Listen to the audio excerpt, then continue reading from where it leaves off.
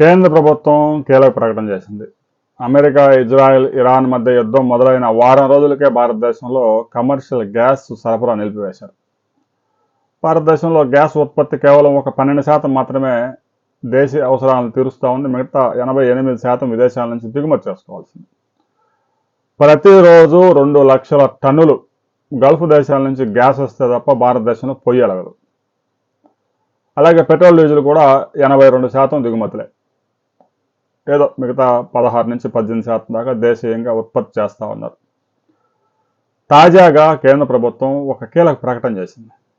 దేశంలో గ్యాస్ కొరత లేదు అంటూనే 5 కిలోల సిలిండర్లకి బీభత్సమైన డిమాండ్ ఏర్పడింది. 5 కిలోల సిలిండర్లు సిద్ధంగా ఉన్నాయి, అందరూ కొనుగోలు చేసుకోవచ్చు. ఇప్పటికే గ్యాస్ కనెక్షన్లో ఉన్నవారు ఆ ప్రూఫ్ చూపించి 5 కిలోల సిలిండర్లు స్పాట్లో తీసుకొని రావచ్చు. అంటే గ్యాస్ కొరత లేదంటూనే 5 కిలోల సిలిండర్లు మాత్రమే అందుబాటులో ఉన్నాయి అనే విషయాన్ని కేంద్ర ప్రభుత్వం చెప్తా ఉంది. రాబోయే రోజుల్లో ప్రస్తుతం ఏదైతే 14.5 కేజీలు సప్లై చేస్తున్న గ్యాస్ సిలిండర్లను బంద్ చేయాలని కేంద్ర ప్రభుత్వం ఆలోచిస్తూ ఉంది. ఆ 14.5 కేజీల సిలిండర్లలో కూడా 10 కేజీలే గ్యాస్ నింపాలనే ప్రయత్నాలు కూడా జరుగుతూ ఉన్నాయి.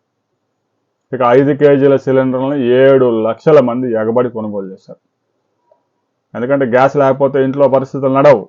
పాత రోజుల్లో గ్రామీణ ప్రాంతాల్లో అయితే కట్టెల పొయ్యిలు పెట్టారు. ప్రస్తుతం నిర్మించిన ఆధునిక నివాసాల్లో కిచెన్లు స్మార్ట్గా మారాయి కాబట్టి కట్టెలతో, బొగ్గులతో, పిడకలతో వంటలు చేసే పరిస్థితి లేదు.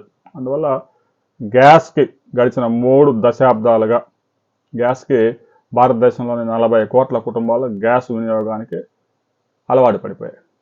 ఇక ఇప్పటికిప్పుడు కట్టెల్లోకి, బొగ్గుల్లోకి, నూక పొట్టులోకి, వ్యవసాయ వ్యర్థాల నుంచి మారడం సాధ్యం కాదు.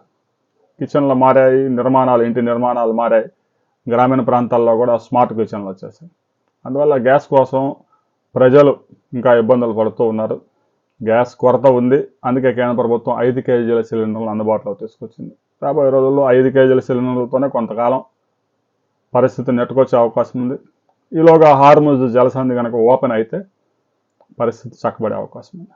రాబోయే రోజుల్లో గ్యాస్ కొరత ఎలాంటి విపరిణామాలకు దారితీయబోతా ఉంది అనే వివరాలతో మరో వీడియోలో మనం కలుసుకుందాం.